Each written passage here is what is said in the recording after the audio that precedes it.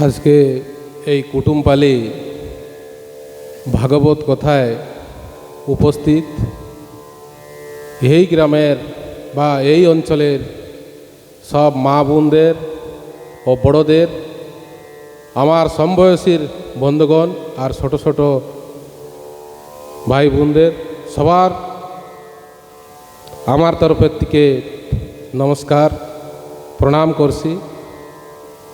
আপনাদের আশীর্বাদে বিধায়কভাবে আমি নির্বাচিত হয়ে আজ তৃতীয়বার আপনাদের গ্রামে আমি এসেছি।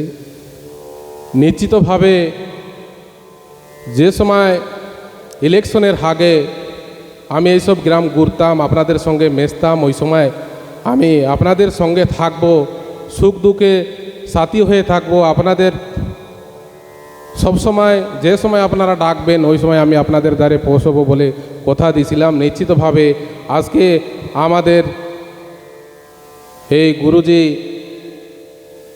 আমারে ফোন করে বলছেন কি আশা লাগবে, কুটুমপালি কথা চলছে।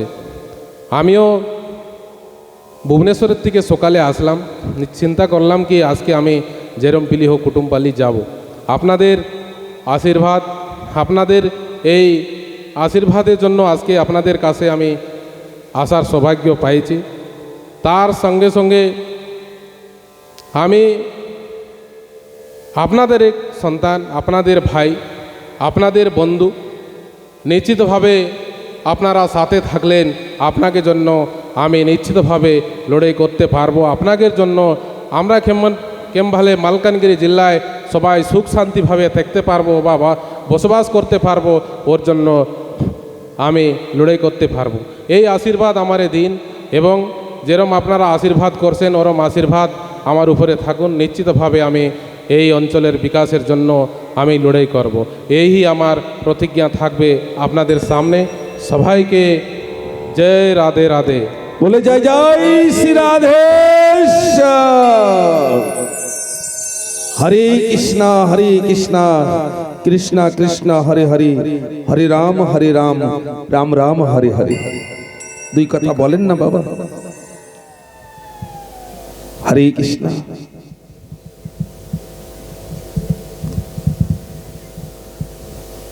আজকের এই সোনালী গ্রামে ভাগবত কথা প্রবচনের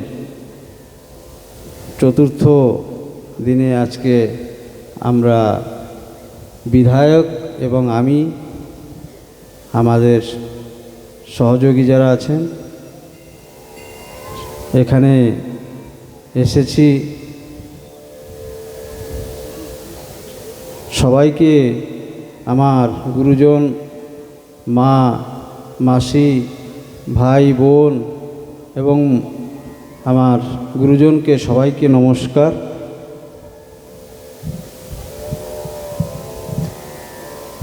যাই হোক, আজকে এই ভাগবত কথায় আমাদের উপস্থিত হতে পেরেছি, এটা আমাদের সৌভাগ্য। ঠাকুরের আশীর্বাদে আমরা আজকে এখানে পৌঁছেছি। তাই সবার সুখের শান্তির কামনা করে আমি আমার বক্তব্যকে বিরাম দিচ্ছি। সবাই শান্তিতে সুখে আনন্দে থাকবেন, এটাই আমি কামনা করি। সবাইকে নমস্কার। বলে জয় জয় শ্রী রাধে। হরে কৃষ্ণ।